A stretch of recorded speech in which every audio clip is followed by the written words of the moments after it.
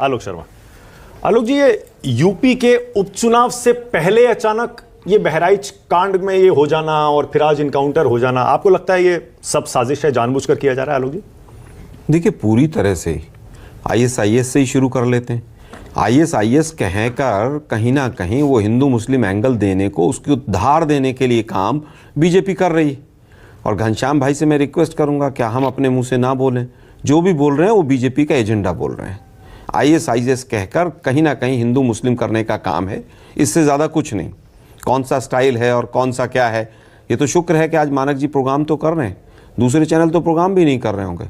अगर यही सरकार दूसरी किसी पार्टी की होती बीजेपी के अलावा, तो हिंदुस्तान का मीडिया पूरा उस सीएम का फोटो लगा के कि जंगल राज हो गया है और गुंडा राज हो गया है और पुलिस का राज हो गया है, सब चला रहे होते।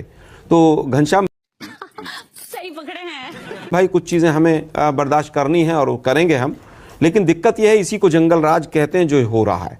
एक निकम्मी सरकार और नाकाम पुलिस, मतलब पूरे दिन उस व्यक्ति के शव को घुमाया गया। मानक जी बार बार ये कहलवाना चाह रहे हैं कि राम गोपाल मिश्रा की जो हत्या थी वो कैसी थी। अरे भाई, हत्या थी, वो नृशंस थी और वो गलत थी, वो नहीं होनी चाहिए थी। किसी को अपना कानून हाथ में लेने की इजाज़त नहीं है, लेकिन उससे पहले जो हो रहा था, क्या उसकी इजाज़त है? क्या किसी के घर से आप वहाँ पर धार्मिक स्थल से झंडा उतार रहे हैं और गंदे गंदे गालियाँ देकर आप वहाँ पर डीजे बजा रहे हैं, एसएचओ तुरंत सस्पेंड नहीं होना चाहिए था? क्या हुआ? नहीं हुआ। क्या वहाँ पर साइलेंस जोन नहीं था? साइलेंस जोन होता है मंदिर के बाहर, मस्जिद के बाहर, इस तरह के गाने और तमाम चीज़ें नहीं बजाई जाती हैं। लेकिन एक पैटर्न बन गया है, ये तालिबानी पैटर्न कहिए, इसको कोई भी पैटर्न कहिए, कि आप जाइए वहाँ पर और पूरी तरह से जितना जहर आप दूसरे धर्म के लिए उगल सकते हैं आप उगलिए, फिर कहिए कि साहब उन्होंने पत्थरबाजी कर दी हमारे ऊपर। यही नहीं, अभी और सुनिए, रामनवमी पर देख लीजिए, 10-10 राज्यों में एक ही दिन में एक ही पैटर्न पर होता है। अब आते हैं एनकाउंटर पर। ये फिल्मी स्टाइल का एनकाउंटर जो होता है ना, वो भी साला बेटर होता है इससे। फिल्म में भी जो स्क्रिप्ट लिखी जाती है वो भी शायद कहीं ना कहीं से सोच समझ के बेटर लिख लेते हैं। ये गुड्डे गुड़िया का खेल कर रही है यूपी पुलिस। और एक कहावत है तुहिन जी की, पूरी बात पर मैं एक ही बात कहूंगा कि एक तो चोरी और ऊपर से सीना चोरी, कि एक तो गलत काम कर रहे हैं आप, प्रशासन मिलकर पुलिस के साथ सरकार करवा रही है, और उसके बाद आप कह रहे हैं कि साहब ये ऐसा नहीं होना चाहिए, वैसा नहीं होना चाहिए। ये जगह जगह पर जो हो गया है कि गाने बजाइए, भद्दी गालियां दीजिए।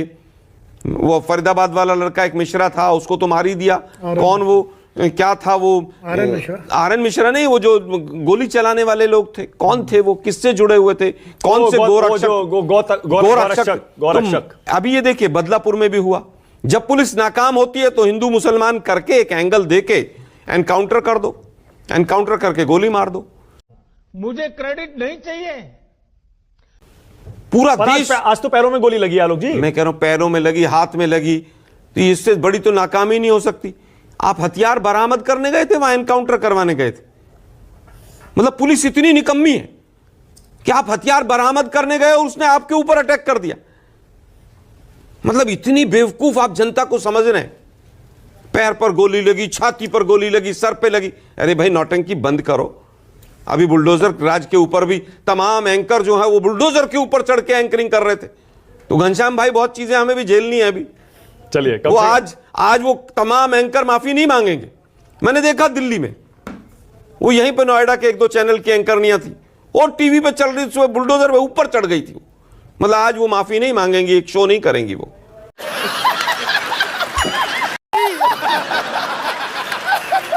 दुर्भाग्य यह है कि हम देश को किस तरफ ले जा रहे हैं। आलोक जी, बवाल होगा, एक मिनट, बवाल होगा, पत्थरबाजी होगी, चुनाव सामने है, यूपी में भी होगा, छत्तीसगढ़ में भी होगा। एक नया पैटर्न भी आया है, उत्तर प्रदेश में चुनाव होगा तो दंगा कर्नाटक में होगा। मैसेज जाएगा ना शाम को, मीडिया चैनल्स उसको पूरा दिखाएंगे, ऐसा हो गया, वैसा हो गया। फिर तुहिन कहेंगे आईएस हो गया, तो पूरा मैसेज जाएगा लोगों में। फिर इनके वो सोशल मीडिया की फेक फैक्ट्री जो है वो अमित मालवीय चलाते हैं, जो फिर वो चलाएंगे, पूरा गंद फैलाएंगे। ये देश को आप लोग जहां ले जा रहे हैं, देश समझ रहा है। चलिए, कई दर्जन एसआईटी बनी है उत्तर प्रदेश के अंदर। आलोक जी, अगर एक का जवाब मिला हो, पुलिस ने दे दिया हो, तो बता दीजिए मुझे। ठीक है आलोक जी, कम से कम आपने ईमानदारी से, आपने कुछ सवाल उठाए, कुछ पर मैं आपसे सहमत, कुछ से असहमत, लेकिन आपने कम से कम ईमानदारी से राम गोपाल मिश्रा की हत्या को भी उसी तरह से कंडेम किया जिस तरह से किया जाना चाहिए। कानून को हाथ में लेने का हक किसी को नहीं है। No no no no I am telling अभी अनुपम, इसके बाद आ रहा हूं आपके पास। हत्या जो है वो गोपाल मिश्रा की जो हुई है, राम गोपाल मिश्रा की, वो निश्चित रूप से शर्मनाक है, दंडनीय है, निंदनीय है, किसी की भी हत्या हो। लेकिन वो जो उसके पहले जो कुछ हुआ वो भी उतना ही शर्मनाक है। ये परिस्थिति कैसे बनी हत्या की, ये भी महत्वपूर्ण है देखना। तो इसलिए मुझे लगता है समग्रता में चीज़ों को देखना चाहिए। एनकाउंटर की जहाँ तक बात है, फर्जी है कि नहीं फर्जी है ये मैं भी नहीं कह सकता। जैसे ओपी सिंह साहब कह रहे हैं, मेरे बहुत अच्छे दोस्त हैं, वो बहुत काबिल अफसर हैं, उनका कहना बहुत सही है कि भाई जब तक हम फील्ड में नहीं है, ना मैं हूँ, ना वो है, ना आप हैं, तो हम उसको फर्जी और वो कैसे कर सकते हैं। लेकिन एक बात जरूर एक प्रश्न मेरे हमेशा मेरे दिमाग में उठता है, मैंने उस पर ट्वीट भी किया था एक बार, और ओपी सिंह साहब हैं तो शायद ये उसका उत्तर भी दे दें कि आखिर क्या वजह होती है कि पुलिस कस्टडी में जो है अपराधी अपनी मौत को दावत देता है, कि पुलिस का हथियार छीन के भागने की कोशिश करता है, हथियार बरामद करने उठा के मारने की कोशिश करता है, जब मालूम है कि मार दिया जाएगा, क्योंकि जब 10 पुलिस वाले घेरे हुए हैं, हथियारबंद पुलिस वाले, और उसके बाद भी अगर कोई अपराधी, चाहे वो विकास दुबे हो और चाहे वो एक जो जिनका आज हुआ है वो हो, या जितने मंगेश हो या जो भी हो, जितने एनकाउंटर हुए, मतलब हमेशा वही कहानी आती है कि साहब वो पुलिस ले जा रही थी, वो हथियार छीना, उसने मारने की कोशिश की और उसके बाद पुलिस ने आत्मरक्षा मार दिया।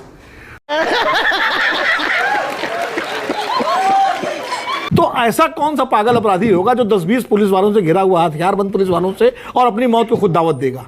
एक तो ये मेरे प्रश्न, इसका उत्तर मुझे आज तक समझ में नहीं आया। एक मुठभेड़ वो होती थी जो ददुआ के साथ जंगल में हो रही है, उसके साथ हो रही है, निर्भय के साथ हो रही है, विनोद जी, याद दिला दूं आपको एक, अभी कुछ टाइम पहले वो गले में तख्ती डालकर अपराधी पुलिस थाने नहीं पहुंच रहे थे कि हमें जेल में डाल दो, हाँ, बाहर हमें ठोक दिया जाएगा।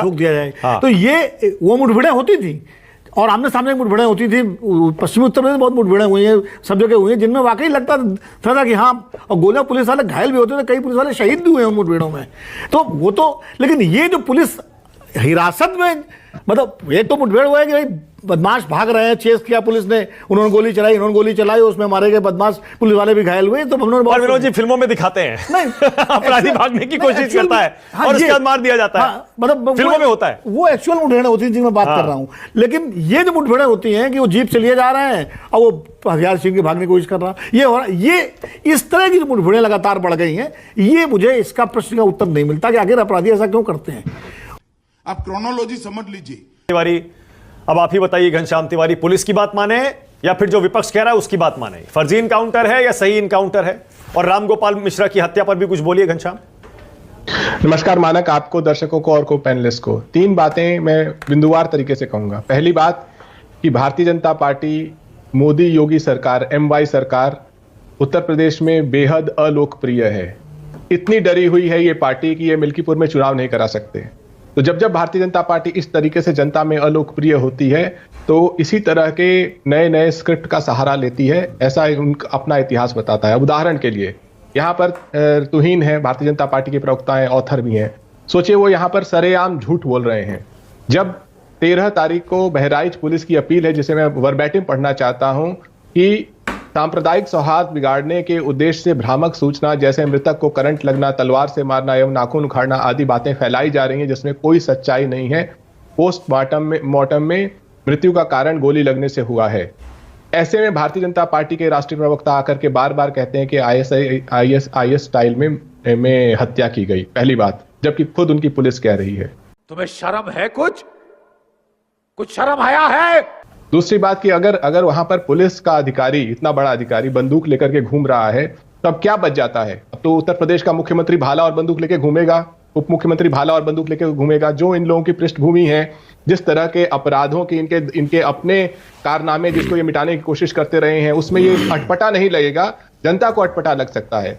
जहां तक घटना के तथ्यों की बात है, चाहे अमर उजाला है या BBC है, अनेक अखबार आप पढ़कर देख लीजिए, उनके अकाउंट्स पढ़ के देख लीजिए, तो ये साफ साफ दिखाता है कि ये प्रशासन की लापरवाही है। प्रशासन वहां पर गायब रहा, और जिस तरीके से घटना हुई उसके बाद ये जो एनकाउंटर की घटना सामने आई है, ये सरासर बताता है कि अगर उत्तर प्रदेश की पुलिस इतनी ही शानदार है अपने निशाने में, तो ओलंपिक में उन्हें मनु बाकर की तरह की मेडल मिलना चाहिए था कि वो किसी के पैर में भी गोली मार देते हैं। सच ये है कि उत्तर प्रदेश अन्याय और अत्याचार का पर्याय बन गया है। कोई भी आयाम उठाइए, चाहे वो बुलडोजर, एक सेकंड बात पूरी करने दीजिएगा, चाहे वो बुलडोजर पर सुप्रीम कोर्ट की टिप्पणी हो, चाहे वो कस्टोडियल टॉर्चर और डेथ का मामला हो, चाहे किसी विकलांग व्यक्ति या दिव्यांग व्यक्ति के कस्टोडियल टॉर्चर या डेथ का मामला हो, या फिर किसी महिला का हो, या फिर किसी बच्चे का हो, उत्तर प्रदेश हर दिन नाकामी और अत्याचार के कलंक को अपने मुंह पर पोतता है, इस प्रशासन के मुंह पे पोतता है। ये दिखाई देता है, अखबारों में दिखाई देता है। अंतिम बात कहूंगा कि जहां पर इस्तीफा गृह मंत्री का होना चाहिए या कम से कम होम सेक्रेटरी का होना चाहिए, किसकी जिम्मेदारी है? आज हम यहां पर बैठ करके एक ऐसी सरकार जहां पे मुख्यमंत्री और मुख्यमंत्री दोनों को एक दूसरे पर भरोसा नहीं है, उसकी हम एक कहानी पे भरोसा करना चाह रहे हैं कि दो लोग जो पेशेवर मुजरिम नहीं है, जो वहां पे पुलिस के द्वारा लेके जाए गए और वहां पर उन्होंने वो हथियार उठाए जो पुलिस उन्हें बरामद करने लेके गई थी, उसके बाद उन्होंने पुलिस से फायरिंग की। हम इस पे विश्वास करके बहस करना चाह रहे हैं। जब ऑल्टरनेटिव बहस क्या हो सकती थी, माना कि आप जानते हैं ऑल्टरनेटिव बहस ये हो सकती थी कि आज एनडीए की मीटिंग थी, वो राष्ट्रीय एजेंडे को छोड़ करके हम पुलिस की एक मनगढ़ंत कहानी के ऊपर राष्ट्रीय बहस कर रहे हैं, जहां पे इतने सारे लोग हैं। सबसे पहले ये बड़ी अच्छी बात कही आप। दिखाता है कि भारतीय जनता पार्टी किस तरीके का खोखला राजनीति अब देखिए, सबसे पहले मैं आपके इस आखिरी आरोप का जवाब देता हूं, और ये मुझे देना पड़ेगा क्योंकि डिबेट के टॉपिक पर आपने सवाल उठाया। आपने कहा कि आज एनडीए का एजेंडा था और वो हरियाणा में शपथ ग्रहण में पूरा एनडीए आया था, पूरे देश की चर्चा होनी चाहिए थी। और मेरा यकीन करिएगा, इस घटना के होने से पहले तक मेरे शो का टॉपिक एजेंडा बिल्कुल वही था, मेरी तैयारी बिल्कुल पूरी थी। क्या ऐसी सरकार जहां पे मुख्यमंत्री पे उप मुख्यमंत्री को भरोसा नहीं है, वहां की पुलिस लगातार नाकारा और झूठी साबित हुई है, उसकी मनगढ़ंत कहानी पर आज राष्ट्रीय चर्चा हो रही है। ये भारतीय जनता पार्टी कमाल करते हैं घनश्याम तिवारी, बात यही तो है ना। डिबेट इसीलिए तो रखी गई है कि आप अपनी बात रखिए और कहिए कि वो मनगढ़ंत कहानी है, फर्जी एनकाउंटर है। अगर डिबेट होगी ही नहीं तो आप अपनी बात कैसे रखेंगे? अखिलेश यादव ने मीडिया में सामने आकर यही तो कहा। ये टिप्पणी उन्होंने कहा ये फर्जी है, भारतीय जनता पार्टी के ऊपर थी, आपके ऊपर टिप्पणी मैं समझ गया, लेकिन मैं वही कह रहा हूं घनश्याम, देखिए जब भी आप यूपी के या फर्जी इनकाउंटर के, बुलडोजर के, लॉ एंड ऑर्डर के सारे मुद्दे उठाते हैं, हम डिबेट करते हैं, सारे मुद्दे हैं, क्यों नहीं है? बिल्कुल मुद्दा है। और आज मुझे नहीं लगता कि इस इनकाउंटर को हटाकर इसके आने के बाद और मुझे ओथ सेरेमनी पर वो राजनीतिक डिबेट करनी चाहिए थी। मैं नहीं कह रहा वो इंपॉर्टेंट नहीं है, लेकिन ये ज्यादा इंपॉर्टेंट है, नंबर एक। नंबर दो, आपने कहा पुलिस का, यूपी पुलिस का निशाना बड़ा इतना बढ़िया हो गया, मनु भाकर और ये वो पैरों में गोली मार दी।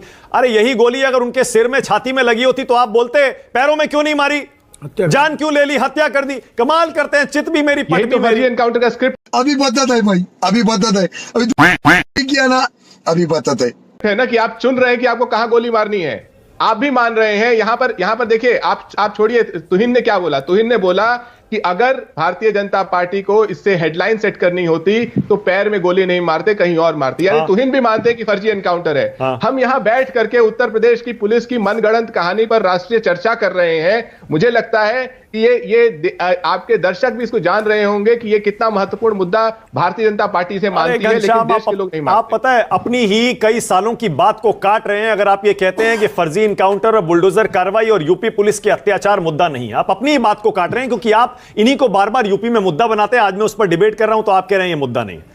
लेकिन घनश्याम, इस पर आगे बढ़ता हूं मैं, और मैं ये कहता हूं, आपने कहा कि तुहिन सिन्हा बोल रहे हैं कि आईएसआईएस स्टाइल में मार दिया तो ये गलत हो गया, पुलिस कुछ और कह रही। अरे भाई, हत्या तो हुई, उसका सीना गोलियों से छलनी किया गया रामगोपाल मिश्रा का, उस पर आपके मुंह से एक शब्द नहीं निकलता। मैंने तो पढ़ दिया। आपने अरे आप कहिए, रामगोपाल मिश्रा की हत्या करने वाले आरोपी हैं, उनको फांसी होनी चाहिए। मानक गलत मत बोलिए। आपने तुहिन को एक बार भी नहीं बोला कि आईएसआईएस वो बोलते रहे, आपने एक बार भी नहीं टोका। अरे भाई, मुझे एक बात बताइए घनश्याम, ओके ऑलराइट, क्या राष्ट्र की बात का मंच झूठ बोलने के लिए है? क्या आप नहीं मानते कि तुहिन ने जो बोला वो सरासर झूठ था? वो सरासर इस माहौल के और दंगा भड़काने की कोशिश थी। और मैं बोलूं घनश्याम, ओके जीएसटी मैं बोलूं, हमारे यहाँ ऐसा ही होता है।